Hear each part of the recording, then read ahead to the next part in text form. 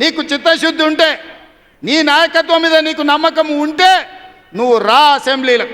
ఈ వివరాలన్నీ అసెంబ్లీలో పెడతా, చర్చ చేద్దాం. ఆయన కొడితేనంట బలంగా కొడతాడంట. సరిగ్గా నిలబడేది నేర్చుకొని ఆయన కట్టె లేకుండా. నీ పరిస్థితి ఎట్లుందో తెలంగాణ సమాజానికి తెలియదా? నువ్వు తూగుతున్నావా, సోగుతున్నావా, నువ్వు నిలబడగలిగే పరిస్థితిలో ఉన్నవా? ఆయన బలంగా కొడతాడంట, ఆయన లేచి వస్తాడంట. సోషల్ మీడియాలో నాకు ఆయనకు పోటీ పెడితేనంట ఆయనకు లైక్లు ఎక్కువ వచ్చినాయంట. టిక్టాక్లో 10 ఏళ్ళు ముఖ్యమంత్రి చేసినోడు, కేంద్ర మంత్రి చేసినోడు ఇవాళ టిక్టాక్లో కేసీఆర్కు రేవంత్ రెడ్డికి పోటీ పెడితే ఆయనకు లైక్లు ఎక్కువ వచ్చినాయంటే నాకు తక్కువ వచ్చినాయంటే ఇవాళ వాళ్ళ కార్యకర్తలతో మాట్లాడుతున్నాను. నేను అడగదలుచుకున్నా, ఆ మధ్యలో బాలీవుడ్లో కూడా సల్మాన్ ఖాన్కు రాఖీ సావంత్కు కూడా టిక్టాక్లో పెడితే రాఖీ సావంత్కి ఎక్కువ లైకులు వచ్చినాయి. అంత మాత్రాన ఆమె సల్మాన్ ఖాన్ కంటే గొప్ప నటుడు నటురాలు అనేవారని అనుకుంటారా? ఇవాళ చివరికి ప్రజలు తిరస్కరించి ప్రజలు డిపాజిట్లు జప్తు చేస్తే ముఖం జల్లక ఫామ్ హౌస్లో వండుకున్న చంద్రశేఖరరావు సోషల్ మీడియా టిక్టాక్లో నాకు లైక్లు వచ్చినాయని చెప్పుకునే పరిస్థితికి వచ్చిందంటే ఆయన మానసిక పరిస్థితి ఎట్లుందో తెలంగాణ సమాజం అర్థం చేసుకుంటుంది. పెద్ద మనిషి ఆయన వయసులో, నేనేం కాదంటలేను.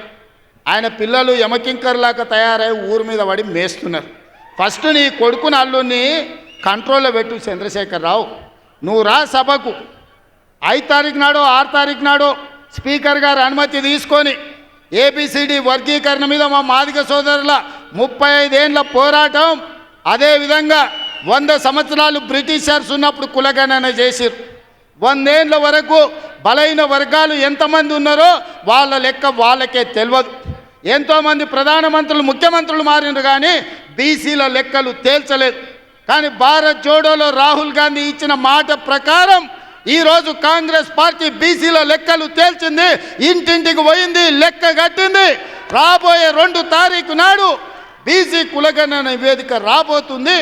అదేవిధంగా మాదిగల వర్గీకరణ మీద కూడా జ్యుడిషియల్ కమిషన్ నివేదిక ఇవ్వబోతుంది. ఫిబ్రవరి 1వ వారంలో అసెంబ్లీలో బీసీ కులగణన మీద, అదేవిధంగా మాదిగల వర్గీకరణ మీద సభను పెట్టబోతున్నాం. నీకు చేతనైతే చిత్తశుద్ధి ఉంటే సభకు రా, చర్చ చేద్దాం. నువ్వా మేమా తేల్చుకుందాం.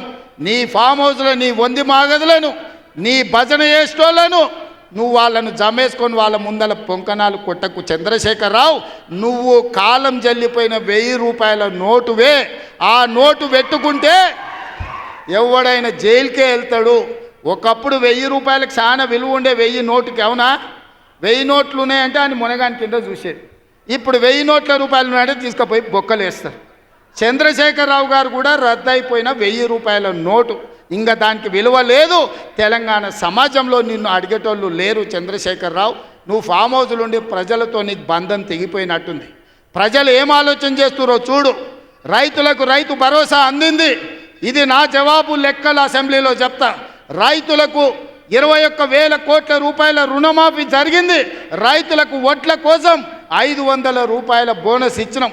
రైతులకు వ్యవసాయానికి 24 గంటలు ఉచిత కరెంట్ ఇచ్చినాం. రైతులకు 200 యూనిట్లు ఇంట్లో ఇవాళ ఉచితంగా ఇస్తున్నాం.